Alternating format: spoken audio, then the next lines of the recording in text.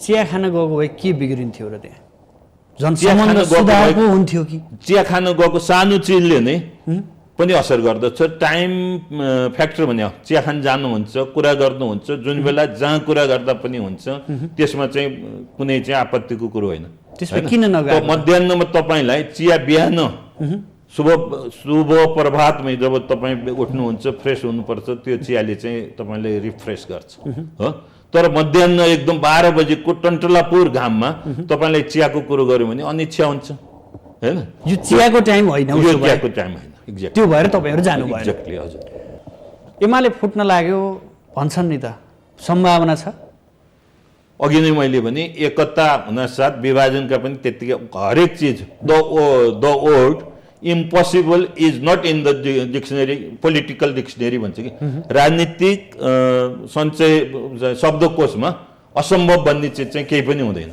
हैन त्यसकारण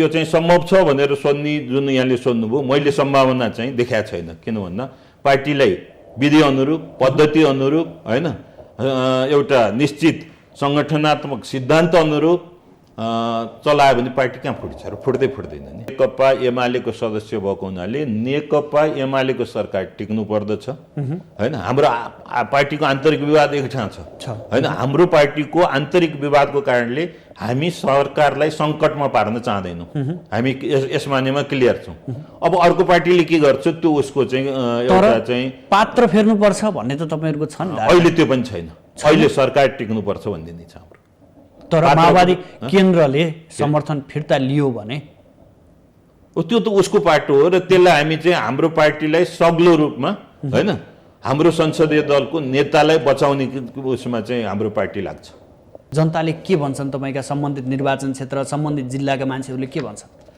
जनताले के भन्छ भन्दा तपाईहरु एक हुनुहोस् भन्छ हैन कम्युनिस्टहरु विभाजित नहुनुहोस् भन्छ हामी विभाजित हुँदैनौं भनेर हामीले प्रतिबद्धता उहाँहरुसँग जाहेर गरेका छौं हैन हामीलाई पार्टी भित्रको अन्याय पार्टी भित्रको अत्याचार पार्टीका नेताहरूले जुन विधि विधान उल्लङ्घन गर्नुभएको छ त्यसको विरुद्ध पार्टी भित्र रहेर संघर्ष गर्ने चाहिँ अनुमति आदेश चाहिँ हाम्रो पार्टीको र्याङ्क एन्ड फाइलले दिएको छ हामी तदअनुरूप नै क्रियाशील हुन्छ गुटबन्दीको र पार्टीलाई विभाजित गर्ने एउटा चाहिँ ग्रान्ड डिजाइन अन्तर्गत उहाँ आफै चल्नु भएको छ नि हामी त एउटा चाहिँ मर्ता के नकर्ता पार्टीलाई कसरी जोगाउनु पार्टी एउटा पक्षले चाहिँ कब्जा गरिराखेको छ पार्टी हामी सबैको सामूहिक सम्पत्ति हो त्यसकारण सबैको सामूहिक सम्पत्ति बनाऊ भनेर हामी चाहिँ जुन ढङ्गले गएको छौं हामी त अहिले पनि त्यही पक्षमा तर तपाईहरुलाई उहाँहरुले के भन्नुहुन्छ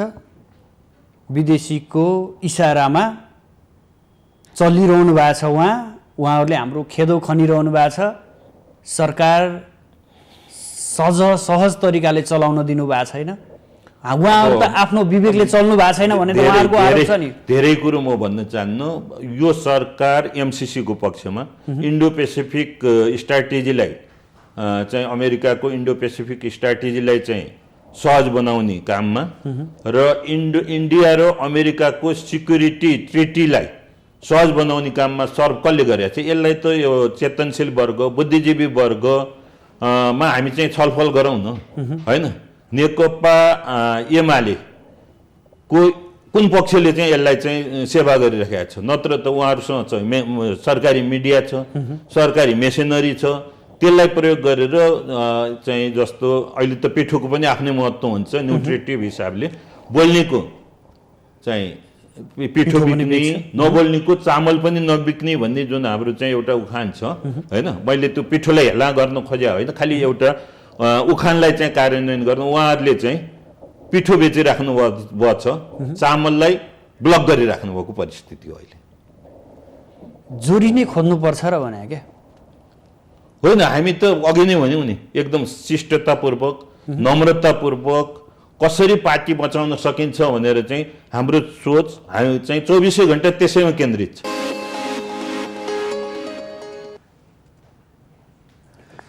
आदरणीय दर्शकबिन नमस्कार आजको राजनीति विशेष कार्यक्रममा यहाँहरुलाई हार्दिक स्वागत छ म सुदर्शन आचार्य दर्शकबिन यतिखेर राजनीति फरक मोडमा दौडिएको छ जसरी तत्कालीन नेकपाले करिबन 2/3 बहुमत प्राप्त गर्यो र त्यही अनुसार सत्ता सञ्चालन गरिरहेको थियो र करिब 3 वर्षको हाराहारीमै विचलन पैदा भयो नेकपाभित्र र विचलन पश्चात प्रधानमन्त्री केपी शर्मा ओलीले प्रतिनिधि सभा विघटन गर्नुभयो। यद्यपि त्यो विघटन सर्वोच्चले उल्टाइदियो। त्यसपछि नेकपालाई पुनः सर्वोच्चले नै 2075 जेठ अगाडिकै अवस्थामा फर्काइदियो र अहिले एमाले र माओवादी केन्द्र छुट्टा छुट्टै दलको रूपमा रहेका छन्। नेकपा भित्र पनि पछिल्लो समय दुई पक्षबीच अन्तरसङ्घर्ष चलि नै रहेको छ। एउटा पक्ष प्रधानमन्त्री केपी शर्मा ओली र अर्को पक्ष माधव कुमार नेपाल र झलनाथ खनाल। अहिले प्रधानमन्त्री केपी शर्मा ओलीलाई माओवादी केन्द्रको सहयोग छ सत्तामा, अझै उसले सत्ताबाट हात झिकिसकेको अवस्था छैन। यद्यपि नेकपा एमाले भित्रै फेरि रसाकसी सुरु भएको छ। अब कसरी अगाडि बढ्ने, नेकपा एमाले अब साँच्चीकै नेकपा एमाले भएर अगाडि बढ्न सक्छ या सक्दैन, यी दुई पक्षबीचको मनमुटाव कहिले शान्त होला अथवा योभन्दा बढी झाँगिने अवस्था सिर्जना हुँदैछ? के पाक्दैछ नेकपा एमालेमा? आज हामी यो विषयमा चर्चा गर्नेछौँ भने अबका सत्ता समीकरण र नेताका नैतिकता र चरित्रमाथि पनि हामी प्रसङ्गवश कुराकानी गर्नेछौँ। यसका लागि आज हाम्रो स्टुडियोमा नेकपा एमालेका नेता बलराम बास्कोटा हुनुहुन्छ। बास्कोटाजी, स्वागत छ यहाँलाई माउन्टेन टेलिभिजन। धन्यवाद। नेकपा रहेन, एमाले र माओवादी केन्द्रमा फर्किसक्यो। एमाले भित्र पनि दुई पक्ष सङ्घर्षमै हुनुहुन्छ। के त्यस्तो आइलाग्यो र यस्तो तिक्तता पार्टीभित्र? अब त्यस्तो के आइलाग्यो होइन, यो एउटा पोलिटिकल कोर्स, राजनीतिक पाठ्यक्रम अनुरूप नै अगाडि बढिरहेको छ र हामीले जनचाहना अनुरूप चाहिँ दुईटा ठुल्ठुला पार्टी बीचको एकता वैचारिक हिसाबले, सैद्धान्तिक हिसाबले चाहिँ त्यो बहस छलफल नगरिकन हामी अलिकता भावावेशमा आयौँ। जनताहरू वामपन्थी एकता, कम्युनिस्टहरूको बीचको एकता चाहन्छन्। यो चाहना चाहिँ तलदेखि, कार्यकर्तादेखि जनता स्तरबाटै चाहिँ आवाज उठिरहेको बेलामा अब राजनैतिक धुर्तेपूर्ण तवरबाटै भन्छु म। यसो हेरिसके पछाडि दुईटा पार्टी मिल्नासाथ चाहिँ हामी चाहिँ 2/3 ल्याउन सकिन्छ र त्यो मेरो कुर्सी कहाँनिर हुन्छ भने कुर्सी लक्षित एकता चाहिँ भयो। त्यहाँ विचारलाई चाहिँ दुईटा, एउटाले 21औं शताब्दीको जनवाद भनेर आइराखेको थियो, अर्को पक्षले चाहिँ जनताको बहुदलीय जनवाद चाहिँ, त्यसमा व्यापक छलफल नगरिकनै त्योभन्दा पनि दुईटा अध्यक्षले रातारात तलको कमिटीगत प्रणाली कमिटीसँग चाहिँ छलफल नगरिकनै चाहिँ एकता भयो। एकता एउटा चाहिँ सकारात्मक बाटो थियो, अग्रगामीको बाटो थियो। अब तलको र्याङ्क एन्ड फाइल क्याडरहरूले, कमिटीमा रहेका चाहिँ नेताहरूले पनि त्यो बारे चाहिँ समीक्षा गर्ने, त्यो बारे चाहिँ आफ्ना चाहिँ टिप्पणीहरू राख्ने, त्यो बारे आफ्ना अवधारणाहरू प्रकट गर्ने मौकै नपाइकन चाहिँ एकता भयो र चुनाव चाहिँ एकदम चाहिँ ढोका घचघचाइसकेका थियो। स्थानीय स्तरका चुनावहरू सम्पन्न भइसकेका थिए, प्रदेश स्तरका चुनावहरू र सङ्घीय संसदको चुनाव चाहिँ एकदम सङ्घारमा थियो। त्यो सङ्घारमा अनि चुनाव हामीले जित्यौँ। चुनाव जितिसके पछाडि नै एउटा चाहिँ केही समझदारी भएको थियो। त्यो समझदारी कार्यान्वयन गर्न नेताहरू होइन चाहिँ अग्रसर भएनन् र कुर्सी चाहिँ यो कुर्सी अठ्ठे गर्नु पर्दछ। 5 वर्षसम्मै मैले चाहिँ कुर्सी अठ्याउनु पर्दछ भन्ने केपी शर्मा ओलीलाई रह्यो। अब प्रचण्डजी कहिलेकाहीँ अब उहाँको सेन्टिमेन्टल एप्रोच पनि रह्यो कि कहिले होइन मैले चाहिँ प्रधानमन्त्री छोडिदिएँ, कार्यकारी अध्यक्षको चाहिँ पाइसकेपछि मलाई चाहिँदैन भन्नुभयो। कार्यकारी अध्यक्षको हैसियत मा पनि कार्यान्वयन गर्ने, क्रियाशील हुने, गतिशील हुने मौका उहाँले प्राप्त गर्नै भएन र मलाई प्रधानमन्त्रीलाई काम गर्न नदिएको परिवेश कहीँ पनि छैन। प्रधानमन्त्रीको राजीनामा को माग पनि फर्मल्ली कुनै चाहिँ कमिटीले माग नगरेको परिवेशमा चाहिँ मलाई पार्टीभित्रका कामरेडहरूले काम गर्न दिएनन् भनेर आन्तरिक विवादले राष्ट्रलाई नै बन्धक बनाउने हिसाबले चाहिँ संसद विघटन भयो, जुन सम्मानित सर्वोच्च अदालतले चाहिँ त्यसलाई उल्ट्याइदियो र त्यसपछि चाहिँ मिराकलस ढङ्गले, एकदम आश्चर्यजनक ढङ्गले चाहिँ जुन चाहिँ 3-4 वर्ष 2-3 वर्षदेखि चाहिँ पेन्डिङ रहेको ऋषि कट्टेलको नेकपा र हाम्रो नेकपाको पार्टी नामको विवादमा आएर चाहिँ नेकपालाई चाहिँ विखण्डन गर्ने, विभाजित गर्ने काम चाहिँ सम्मानित सर्वोच्च अदालतबाट भयो। त्यति मात्रै होइन, नामको प्रसङ्ग अगाडि आएको थियो। यो नाममा ऋषि कट्टेलको वैधता छ, तपाईँहरू अर्को नाम राखेर आउनुहोस् भन्नुभन्दा तपाईँहरू पूर्ववत समूहमै फर्किनुहोस् भन्ने हिसाबले सम्मानित सर्वोच्च अदालतले अपेक्षा नगरे अनुरूपको आफ्नो दायराभन्दा एक कदम अगाडि बढेर जुन चाहिँ निर्णय दियो, त्यसले हाम्रो पार्टीभित्र अहिले एउटा सङ्कट, हाम्रो पार्टीभित्र चाहिँ गतिलाई अगाडि बढाउने ठाउँमा चाहिँ अवरोध सिर्जना भएको छ। अदालतप्रति यहाँको गुनासो हो?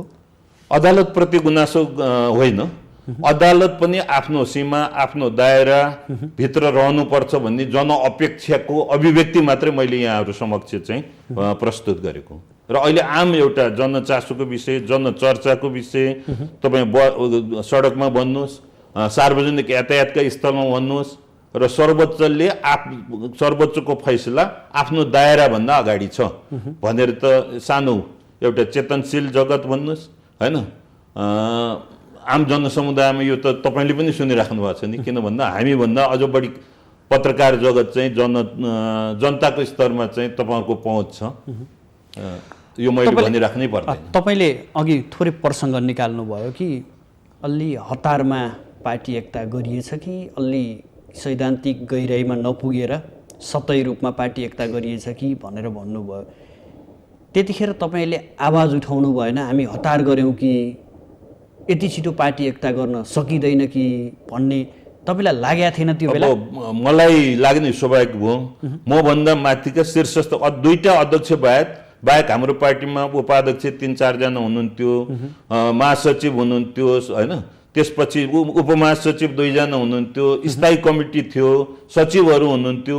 त्यसलाई पनि क्रस गरेर दुईटा अध्यक्षले 2 जना साथीहरू विष्णु पौडेल र प्रभाकरजीलाई चाहिँ साक्षी राखेर एकता गरिएको थियो। अब एकता राम्रो कुरो हो भन्ने हिसाबले तलबाट क्याडरको सेन्टिमेन्ट अनुरूप नै भएको, वैचारिक पक्षलाई त त्यहाँ त्यो मानेमा हामी चुपचापै बस्यौँ, केही बोलेनौँ। सकारात्मक कामको लागि हामीले केही बोलेनौँ होइन, स्वागतै गऱ्यौँ, यो राम्रो काम गर्नुभयो भन्ने। त्यो भित्र पार्टी एकता भित्र लुकेको चाहिँ जुन एउटा चाहिँ सुसुप्तताको रूपमा रहेको चाहिँ थियो नि नेताहरूको इगो, त्यो इगो नै हो कि। उसो भए अब कम्युनिस्ट एकता सम्भव छ? अब नेपाल कम्युनिस्ट पार्टी स्थापना भएदेखि अहिलेसम्म एकता र विभाजनको प्रक्रियाबाट अगाडि बढेको छ। कहिले एकता भएको छ, कहिले विभाजन भएको छ, विभाजनपछि पनि एकताहरू भएको छन्।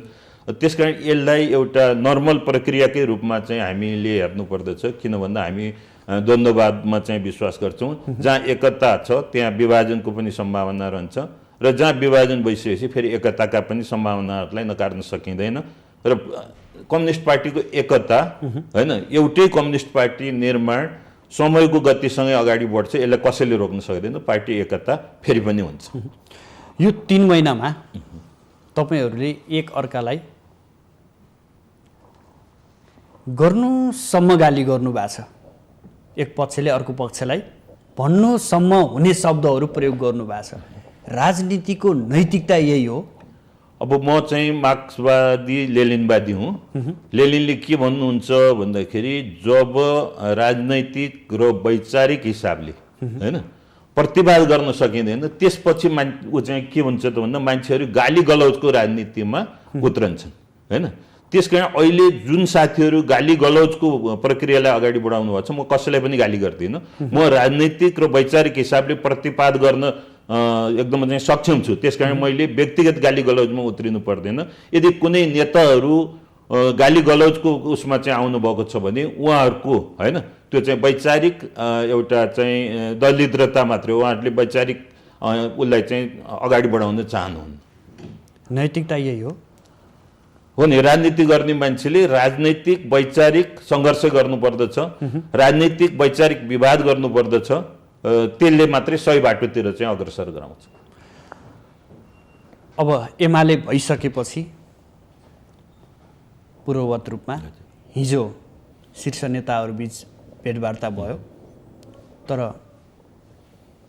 दुईटैले अडान आफ्ना राख्नु भएको छ। केही कुरा निस्केन भनेर त्यसपछि तपाईँहरूलाई सुनाउनु भएको छ पछिबाट तपाईँ पक्षीय नेता माधव कुमार नेपाल भनौँ।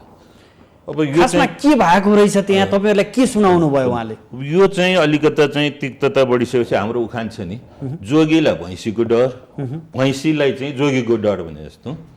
अब पार्टीका केन्द्रीय कमिटीका सदस्यहरूलाई जानकारी नदिकन रातारात होइन केन्द्रीय कमिटीको बैठक भयो भनेर चाहिँ अप्रिय असान्दर्भिक चाहिँ निर्णय भयो। निर्णय भइसके पछाडि अब त्यसलाई डिफेन्ड गर्न चाहिँ पर्छ नि। पार्टीको हाम्रो चाहिँ पार्टी भनेको कम्युनिस्ट पार्टी हो। कम्युनिस्ट पार्टी चाहिँ लेनिनवादी सङ्गठनात्मक सिद्धान्त अनुरूप चाहिँ चल्दछ र लेनिनवादी सङ्गठनात्मक सिद्धान्तले के भन्दछ त भन्दा बहुमतको निर्णय हुन्छ, बहुमतले चाहिँ निर्णय गर्छ। अब अल्पमत थोरै साथीहरू होइन पार्टीको केन्द्रीय कमिटीको उहाँको वेभलेन्थ मिल्ने साथीहरूलाई जम्मा गरेर जुन निर्णय गर्नुभयो त्यो पनि एकै दिन दुईटा बैठक गरे। त्यो त्यहाँ सहभागी हुनेलाई पनि यो बैठक हो कि होइन, उपस्थितिमा चाहिँ सही गराएको छ, बैठक हो कि होइन त्यो थाहा छैन।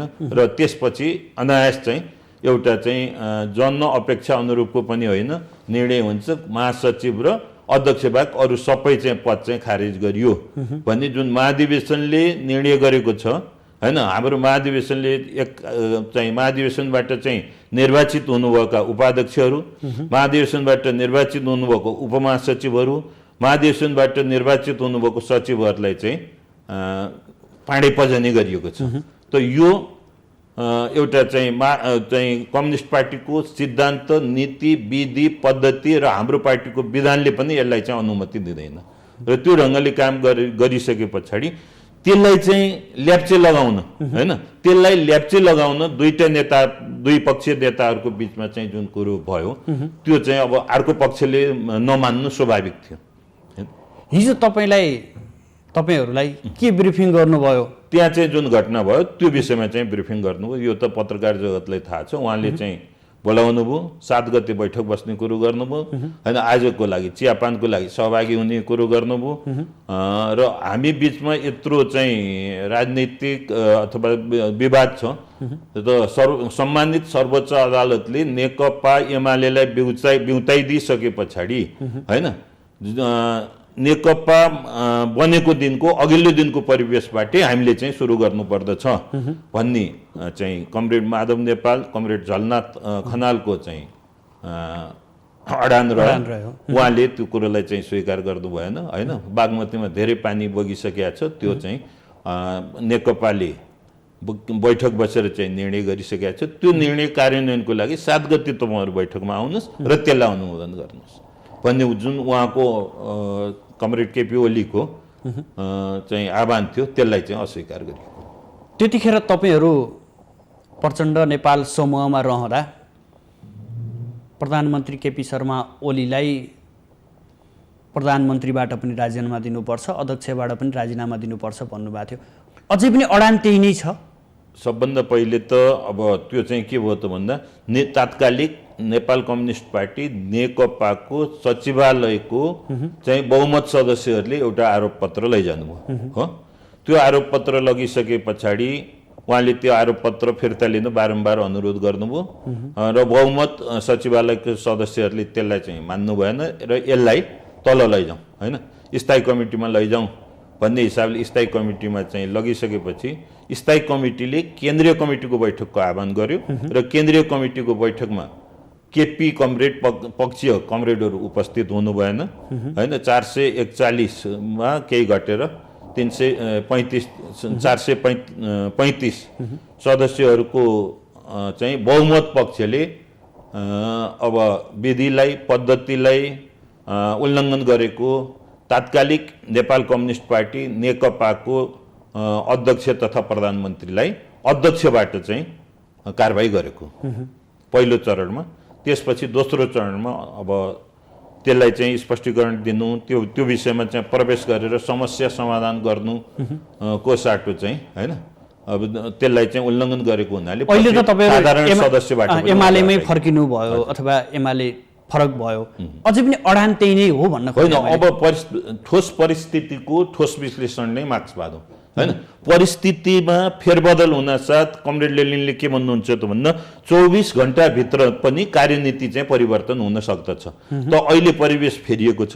अहिले नेपाल कम्युनिस्ट पार्टी नेकपा छैन र नेकपा एमाले छ र एमालेकै परिवेशभित्र हामीले चाहिँ सोचेर जाने हो र अहिलेको परिवेशमा उहाँ चाहिँ कमरेड केपी ओली हाम्रो अध्यक्ष हो हैन।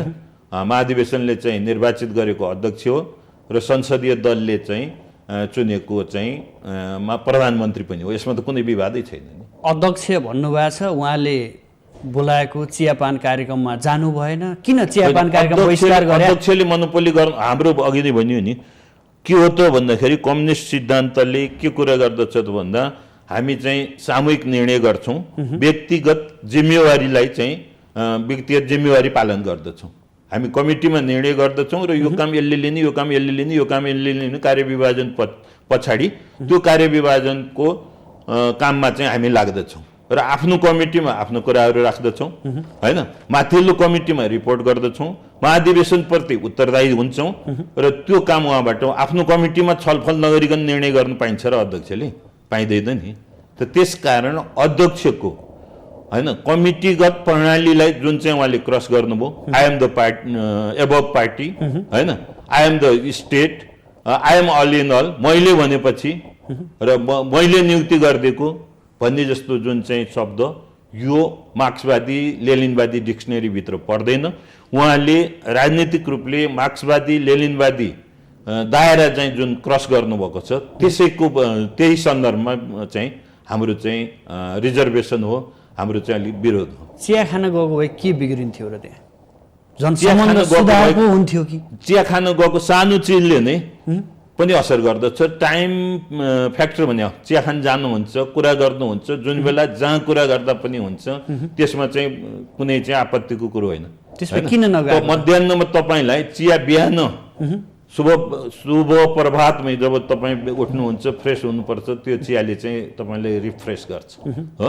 तर मध्याह्न एकदम 12 बजेको टन्टलापुर घाममा तपाईँलाई चियाको कुरो गर्यो भने अनिच्छा हुन्छ हैन। यो चियाको टाइम होइन, यो चियाको टाइम होइन। एक्ज्याक्टली त्यो भएर तपाईँहरू जानु भयो। एक्ज्याक्टली हजुर। अनि तपाईँहरूले पनि त समानान्तर कमिटीहरू बनाउनु भएको छ। समानान्तर कमिटी हामीले भन्दा पहिले उहाँले बनाएर जानुभएको। हामीलाई नडाकिकन हैन जनवर्गीय सङ्गठनहरूको निर्माण भएको छ। हाम्रो सहमति नभइकन हैन जनसङ्गठनहरू निर्माण पार्टी कमिटीहरू प्यारलली चाहिँ बनिएका छन् र एउटा चाहिँ संस्थाको नाममा हैन तलसम्म चाहिँ गएको छ हैन। एउटा संस्था तल रुटदेखि कहीँ पनि त्यो राष्ट्रिय निर्देशन ऐनले पनि दिँदैन हैन। र एनजिओ भने मतलब गैर सरकारी संस्थाको हैसियतले पनि उसले तलसम्म चाहिँ एउटा साङ्गठनिक च्यानललाई अभिमति चाहिँ दिँदैन। त्यो हिसाबले चाहिँ प्रधानमन्त्रीज्यू गाइडेड संस्थाहरू त्यो ढङ्गले गइरहेको छ र गुटबन्दीको र पार्टीलाई विभाजित गर्ने एउटा चाहिँ ग्रान्ड डिजाइन अन्तर्गत उहाँ आफै चल्नु भएको छ नि। हामी त एउटा चाहिँ मर्ता के नकर्ता पार्टीलाई कसरी जोगाउनु? पार्टी एउटा पक्षले चाहिँ कब्जा गरिराखेको छ। पार्टी हामी सबैको सामूहिक सम्पत्ति हो। त्यसकारण सबैको सामूहिक सम्पत्ति बनाऊ भनेर हामी चाहिँ जुन ढङ्गले गएको छौँ हामी त अहिले पनि त्यही पक्षमा। तर तपाईँहरूलाई उहाँहरूले के भन्नुहुन्छ? विदेशीको इसारामा चलिरहनु भएको छ। उहाँहरूले हाम्रो खेदो खनिरहनु भएको छ। सरकार सहज तरिकाले चलाउन दिनु भएको छैन। उहाँहरू त आफ्नो विवेकले चल्नु भएको छैन भनेर उहाँहरूको आरोप छ नि। धेरै कुरो म भन्न चाहन्नु, यो सरकार एमसिसीको पक्षमा इन्डो पेसिफिक स्ट्राटेजीलाई चाहिँ अमेरिकाको इन्डो पेसिफिक स्ट्राटेजीलाई चाहिँ सहज बनाउने काममा र इन्डिया र अमेरिकाको सिक्युरिटी ट्रिटीलाई सहज बनाउने काममा कसले गरेको छ? यसलाई त यो चेतनशील वर्ग, बुद्धिजीवी वर्गमा हामी चाहिँ छलफल गरौँ न, होइन? नेकपा एमाले को कुन पक्षले चाहिँ यसलाई चाहिँ सेवा गरिरहेको छ? नत्र त उहाँहरूसँग चाहिँ सरकारी मिडिया छ, सरकारी मेसिनरी छ, त्यसलाई प्रयोग गरेर चाहिँ जस्तो अहिले त पिठोको पनि आफ्नै महत्त्व हुन्छ न्युट्रिटिभ हिसाबले, बोल्नेको चाहिँ पिठो बिक्ने, नबोल्नेको चामल पनि नबिक्ने भन्ने जुन हाम्रो चाहिँ एउटा उखान छ, होइन? मैले त्यो पिठोलाई हेला गर्न खोजे होइन, खालि एउटा उखानलाई चाहिँ कार्यान्वयन गर्नु। उहाँहरूले चाहिँ पिठो बेचिराख्नु भएको छ, चामललाई ब्लक गरिराख्नु भएको परिस्थिति हो अहिले। जोरी नै खोज्नुपर्छ र भने क्या होइन, हामी त अघि नै भन्यौँ नि, एकदम शिष्टतापूर्वक, नम्रतापूर्वक कसरी पार्टी बचाउन सकिन्छ भनेर चाहिँ हाम्रो सोच हामी चाहिँ 24 घण्टा त्यसैमा केन्द्रित छ, होइन? पार्टी पार्टी भत्काउने तपाईँहरू नै हो रे, उहाँहरूको आरोप छ। तपाईँले पार्टी कसरी हुन्छ? बहुमतले कहीँ पार्टी भत्काउँछ? बहुमतले कहिले पनि पार्टी भत्काउँदैन। बहुमत तपाईँहरूको पक्षमा छ। तपाईँहरू पार्टी बचाउन लाग्नु भएको छ। हामी पार्टी बचाउन लागेको छौँ। अब बुधबार र बिहिबार राष्ट्रिय कार्यकर्ता भेला गर्दै हुनुहुन्छ, अध्यक्षजीलाई भन्नुभएको छ हामी कार्यक्रम गर्दैछौँ, भेला गर्दैछौँ भनेर। अध्यक्ष त उहाँलाई मानिरहनु भएको छ नि। अहिले त यस्तो परिस्थिति भयो, उहाँहरू चाहिँ बाटो चाहिँ जुन लम्किनु भयो नि, होइन? लम्किनु भयो, हामीले उहाँलाई चाहिँ सजग, उहाँहरू बाटो लम्किराख्नु भएको छ, होइन? उहाँहरू अगाडि बढिराख्नु भएको छ। उहाँहरूले पार्टी पद्धतिलाई, पार्टी विधानलाई, होइन, एउटा चाहिँ प्रेसिडेन्ट्सलाई नै ब्रेक गरेर चाहिँ अगाडि बढिराख्नु भएको छ। पार्टी सङ्कटमा छ, होइन? पार्टी सङ्कटमा ल्याउने चाहिँ उहाँहरू हो भन्ने कुरो हाम्रो पार्टी कार्यकर्तालाई, आम पार्टी नेतृत्वलाई, जनसङ्गठनका चाहिँ कार्यकर्ताहरूलाई यो जानकारी दिन आवश्यकता छैन। अहिले सुसूचित गराउनु पर्दैन। एकदम हामीले चाहिँ उहाँहरूलाई सुसूचित गराउनको लागि र पार्टीलाई अझ कसरी सबल, पार्टीलाई कसरी अझ चाहिँ क्रियाशील र पार्टीलाई अझ कसरी अनुशासित बनाउने र यो बनाउनको लागि नेतृत्वलाई तपाईँहरूले चाहिँ सजग गराउनुहोस् भन्ने आशयले हामीले चाहिँ कार्यकर्ता पार्टी जुटमा भन्दा पनि फुर्तिरे अग्रसर भएको देखियो त। अब कसैले फुटाउँछ भने हामी भन्न सक्दैनौँ। हामी नेकपा एमालेको, होइन, चाहिँ स्ट्रेन्थनिङलाई, पार्टीको एकतालाई अझ मजबुत बनाउन नै क्रियाशील छौँ, त्यसमै लाग्छौँ। दर्शकबिन, हामी एकैछिन विश्राम लिन्छौँ, विश्रामपछि पुनः उपस्थित हुनेछौँ।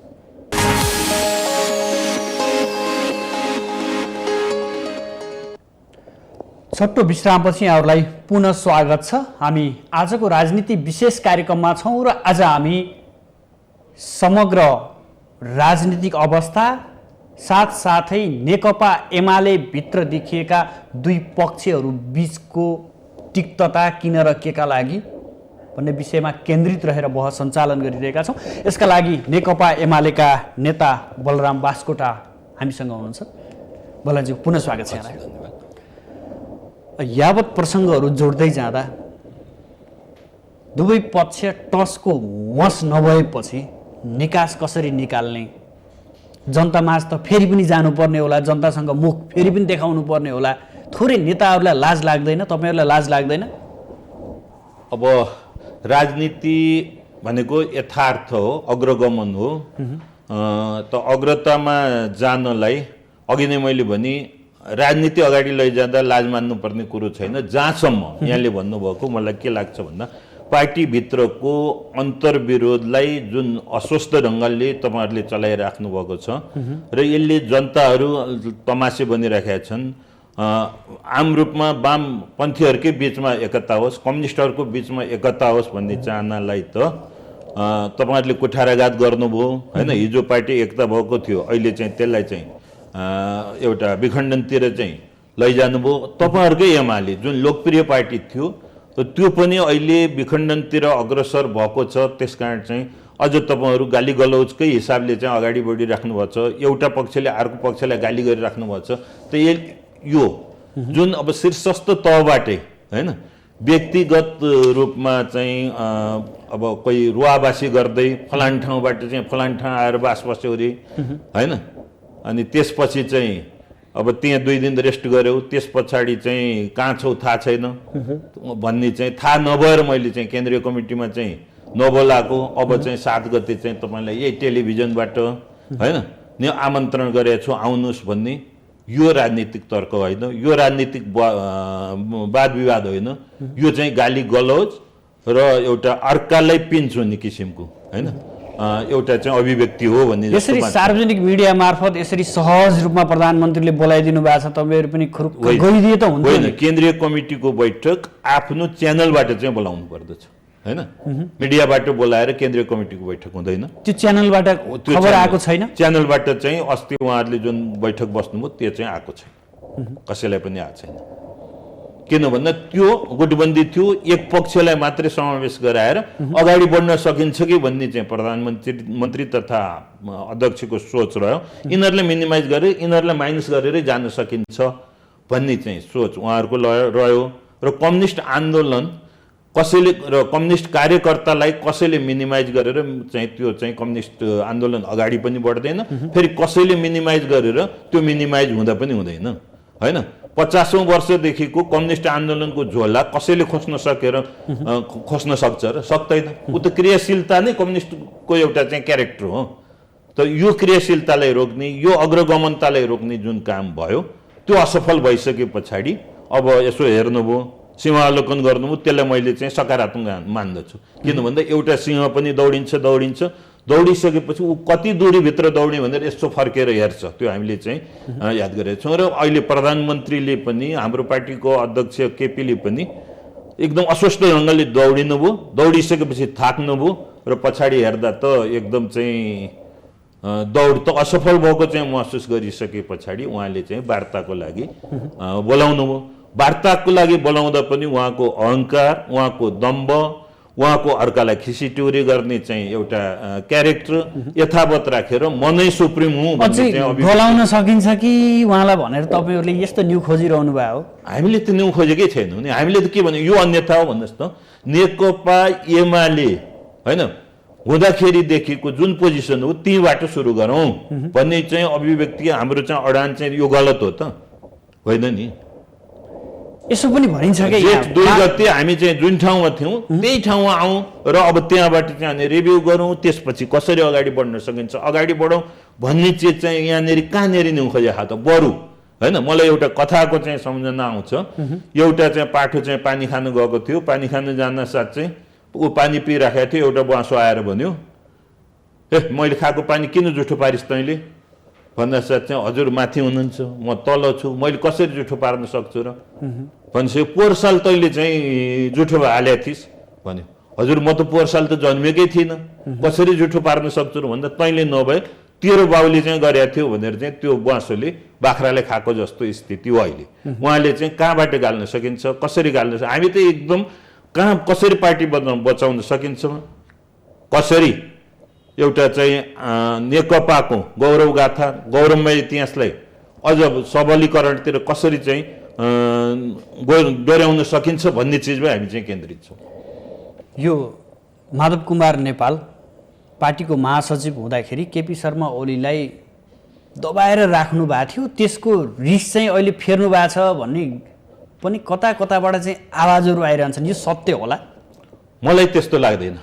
किन भन्दा जस्तो 6औं महाधिवेशनमा उहाँले चाहिँ कार्यनीति लेख्ने चाहिँ जिम्मा 2 जनालाई दिनुभयो, माधवले, वामदेवलाई पनि दिनुभयो, केपीलाई पनि दिनुभयो र जसको कारण चाहिँ एउटा फुट पनि भयो तत्कालिक माले एमाले भनेर र अन्त्यमा ऊ चाहिँ केपीलाई दिएको कार्यनीतिलाई नै उहाँले चाहिँ केपीले लेखेको कार्यनीति मैले उहाँलाई ऊ चाहिँ भने पनि उहाँले त्यो परिवेश कस्तो भयो, केपीलाई लेख्न दिएको कार्यनीति नै अगाडि आयो। 6औं महाधिवेशन प्रगतिशील सुधारको कार्यनीति उहाँले चाहिँ लेख्नुभएको थियो, शक्ति सञ्चयको कार्यनीति केपीले चाहिँ तयार गर्नुभएको थियो। प्रगतिशील सुधारको कार्यनीति कार्यान्वयन हुन सकेन पार्टी विभाजनमा चाहिँ गयो। पार्टी विभाजन पछाडि अब एकता, किन भन्दा एउटै विचार एउटै सिद्धान्त लिएको पार्टी विभाजित हुँदैन। अब केही समय विभाजित भयो, फेरि एकीकरण भयो। त्यहाँनेरि पनि केपी र माधवको एउटा चाहिँ गठबन्धन रहेको हो।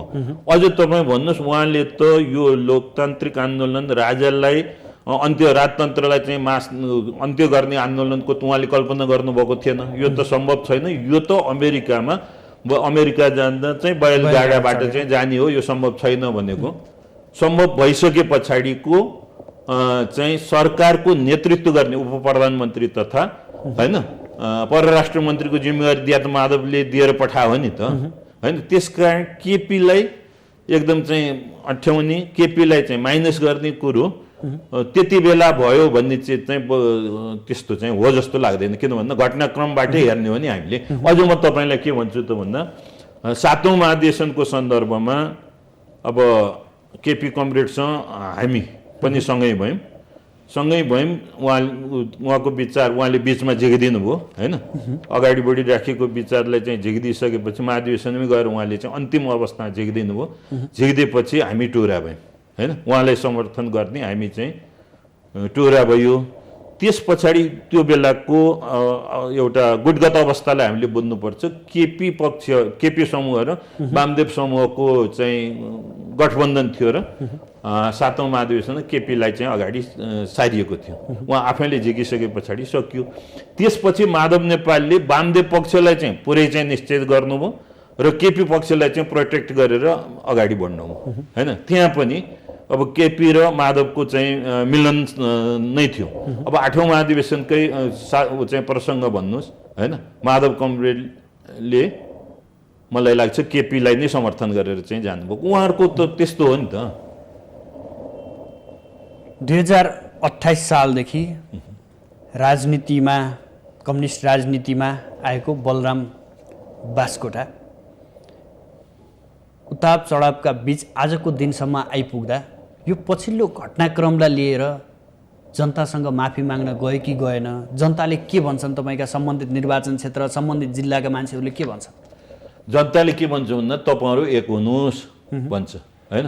कम्युनिस्टहरू विभाजित नहुनुहोस् भन्छ। हामी विभाजित हुँदैनौँ भनेर हामीले प्रतिबद्धता उहाँहरूसँग जाहेर गरेका छौँ होइन। हामीलाई पार्टीभित्रको अन्याय, पार्टीभित्रको अत्याचार, पार्टीका नेताहरूले जुन विधि विधान उल्लङ्घन गर्नुभएको छ त्यसको विरुद्ध पार्टीभित्र रहेर सङ्घर्ष गर्ने चाहिँ अनुमति, आदेश चाहिँ हाम्रो पार्टीको र्याङ्क एन्ड फाइलले दिएको छ। हामी तदअनुरूप नै क्रियाशील हुन्छ।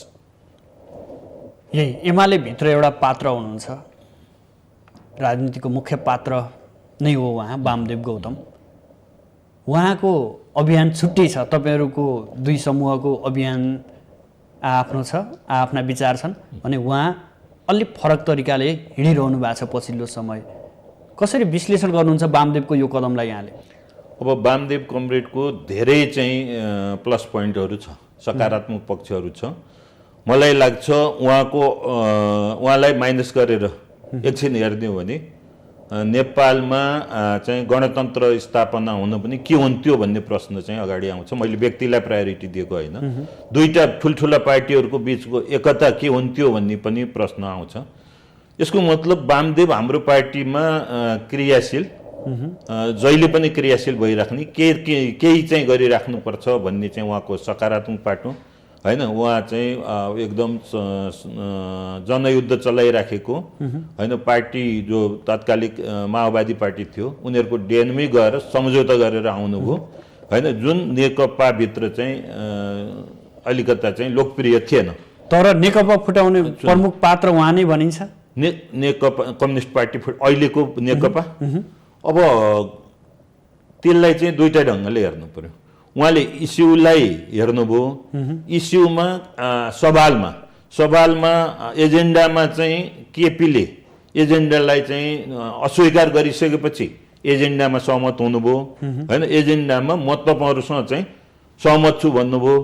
जब पार्टी विभाजनको स्थिति आयो होइन, अब त्यो चुनौतीलाई सामना गरेर जानुभन्दा उहाँले चाहिँ फेरि एकताको पक्षमा चाहिँ म त एकता पक्षमा हो, पार्टी फुट्नु हुँदैन भन्ने सेन्टिमेन्टले होइन भावनाले चाहिँ उहाँलाई काम गर्यो। अब कम्युनिस्ट पार्टीभित्र भावनामा मात्रै बगेर चाहिँ हुँदैन, वस्तुगत विश्लेषण गर्नु पर्थ्यो र ठिक ठाउँमा चाहिँ उहाँ उभिनु पर्थ्यो। र अब म चाहिँ पार्टीलाई एकता गराउँछु होइन, दुईवटा चाहिँ कम्युनिस्ट पार्टी माओवादी र ऊ चाहिँ जुन अब करिब करिब चाहिँ सम्भावना थिएन, दुईवटा पार्टीलाई पुनः एकता गराउँछु भन्नुभयो। अनि अहिले पनि स्वस्थ प्रतिस्पर्धाबाट अगाडि बढिरहेका छैन हाम्रो पार्टी नेकपा एमाले जुन आन्तरिक विवादमा होइन फसिया छ, त्यसलाई पनि एकता गरेर लैजान्छु भन्नुभएको छ। र हाम्रो पार्टीको एकतामा उहाँको भूमिका हुन सक्ला र त्यसमा पनि वस्तुपरक ढङ्गले जानुभयो। दुधलाई दुध पानीलाई पानी भनेर छुट्याउन चाहिँ उहाँले कम्मर कस्नुभयो भने पार्टी एकतामा उहाँको भूमिका चाहिँ रहन सक्छ। अब उहाँको परिवेश के हुन्छ त कहिलेकाहीँ भन्दा दुधलाई दुध भन्न नसक्ने, पानीलाई पानी भन्न नसक्ने, र दुध र पानी मिसाएर भयो नि कफी खाउँ न त अथवा चिया खाउँ न दुध खाउँ, प्योर दुध हामीले खानु परेको छ, के भयो त अलिकति पानी त्यसमा मिसाइदिउँ भन्ने हिसाबले चाहिँ जुन उहाँ जानुभएको छ, उहाँ सफल हुनुभयो भने राम्रै हो होइन। कहिलेकाहीँ चाहिँ एकदम चाहिँ कन्स्टिपेसन हो भने दुधमा पानी पनि मिसाउनु पर्ने स्थिति हुन्छ।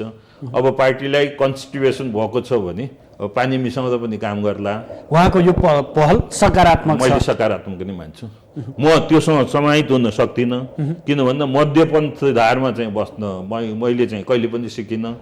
त्यसकारण उहाँको अभियानमा मेरो असहमति हो र उहाँले पार्टीलाई एकता गराउने जुन चाहिँ उद्देश्य छ त्यसलाई चाहिँ मैले सकारात्मक ढङ्गले हेर्छु। अब नेकपा एमाले बहुमतमा छैन, माओवादी केन्द्रसँग सरकार सञ्चालन छ अहिलेको समयसम्म। अब के हुन्छ, सत्ता समीकरण कस्तो बन्ला, यहाँलाई के लाग्छ? अहिले हामी चाहिँ नेकपा एमालेको सदस्य भएको हुनाले नेकपा एमालेको सरकार टिक्नु पर्दछ होइन। हाम्रो पार्टीको आन्तरिक विवाद एक ठाउँ छ होइन, हाम्रो पार्टीको आन्तरिक विवादको कारणले हामी सरकारलाई सङ्कटमा पार्न चाहदैनौँ, हामी यस मानेमा क्लियर छौँ। अब अर्को पार्टीले के गर्छ त्यो उसको चाहिँ एउटा चाहिँ पात्र फेर्नुपर्छ भन्ने त तपाईँहरूको छ नि, अहिले त्यो पनि छैन। अहिले सरकार टिक्नुपर्छ भन्ने नै छ हाम्रो। तर माओवादी केन्द्रले समर्थन फिर्ता लियो भने त्यो त उसको पाटो हो र त्यसलाई हामी चाहिँ हाम्रो पार्टीलाई सग्लो रूपमा होइन हाम्रो संसदीय दलको नेतालाई बचाउने उसमा चाहिँ हाम्रो पार्टी लाग्छ। यसरी हेर्दा त तपाईँहरू कता कता ओलीलाई बचाउनु पर्छ पनि भन्नुहुन्छ, तर फेरि उहाँकै विरुद्धमा पनि खनिनु भएको छ। हामी ओलीको व्यक्तिगत विरोध होइन, ओलीसँग हाम्रो व्यक्तिगत रेसिपी पनि छैन। कमरेड ओलीलाई पार्टीलाई पद्धति अनुरूप चाहिँ चलाउनुहोस् भन्ने नै हाम्रो चाहिँ होइन, पार्टीलाई एउटा विधि अनुरूप पार्टीलाई हाम्रो पार्टीको जुन चाहिँ विधान छ त्यसलाई चाहिँ यसो हेरेर गर्नुहोस् होइन। यो विधान केही पनि होइन, विधानभन्दा माथि म छु भन्ने जुन चाहिँ तपाईँको साइकोलोजी छ होइन, जुन मनस्थिति छ त्यो मनस्थितिबाट चाहिँ तपाईँ मुक्त हुनुहोस् र पार्टी सबैको हो। सुन्नुहोस्, पार्टी तपाईँ र तपाईँको गुटका मात्रै होइन, पार्टी भनेको हामी सबैको सामूहिक सम्पत्ति हो। हामी सबैको रगतबाट, हामी सबैको पसिनाबाट, हामी सबैको त्यागबाट, हामी सबैको बलिदानबाट मात्रै यो पार्टी निर्माण हुन सकेको हो होइन। कोही 14 वर्ष जेल बसेर पार्टी बनाए, हामीले विद्यार्थी आन्दोलनहरू गर्दै होइन, अरू किसान आन्दोलन गर्दै पार्टीलाई निर्माण गऱ्यौँ। अनि कोही भूमिगत रूपमा चाहिँ गएर पार्टी सङ्गठन गरेर चाहिँ गर्नुभयो, कोही खुल्ला रूपमा पार्टीको चाहिँ वकालत गर्दै पार्टीलाई चाहिँ यो ठाउँमा ल्याइ पुर्याउनु भएको हो। त्यसकारण यो पार्टी निर्माण मैले मात्रै गरे हुँ, म मात्रै यसको चाहिँ हुँ भन्ने जस अरूलाई दिँदा के हुन्छ, जिम्मेवारी अरूलाई पनि दिँदा के हुन्छ र? अहमता दम्भ चाहिँ त्याग्यो भने पार्टी सहज रूपमा, अहङ्कार दम्भ गुटबन्दी त्याग्यो भने पार्टी सहज एउटा हुन सक्छ, अझ सहज भएर अगाडि बढ्न सक्छ। सर्वमान्य नेता बन्न सकिन्छ होइन, सबैले चाहिँ मान्ने ठाउँमा चाहिँ उहाँ जानु पर्दछ। एमाले फुट्न लाग्यो भन्छन् नि त, सम्भावना छ? अघि नै मैले भने एकता हुनासाथ विभाजनका पनि त्यत्तिकै हरेक चिज the word impossible is not in the dictionary, political dictionary भन्छ कि राजनीतिक सञ्चय शब्दकोशमा असम्भव भन्ने चिज चाहिँ केही पनि हुँदैन होइन। त्यसकारण यो चाहिँ सम्भव छ भनेर सोध्ने जुन यहाँले सोध्नुभयो, मैले सम्भावना चाहिँ देखाएको छैन। किन भन्दा पार्टीलाई विधि अनुरूप पद्धति अनुरूप होइन एउटा निश्चित सङ्गठनात्मक सिद्धान्त अनुरूप चलायो भने पार्टी कहाँ फुट्छ र फुट्दैन नि। हस्, यहाँसम्म आइदिनु भयो, आफ्नो महत्त्वपूर्ण समय र महत्त्वपूर्ण विचार अभिव्यक्त गरिदिनु भयो, यसका लागि यहाँलाई विशेष धन्यवाद। मलाई पनि आफ्ना विचारहरू यहाँको चाहिँ एउटा माध्यमबाट होइन टेलिभिजनको माध्यमबाट लैजाने जुन चाहिँ मौका दिनुभयो त्यसको लागि पनि म यहाँलाई धन्यवाद दिन्छु। आदरणीय दर्शकबिन, आज हामी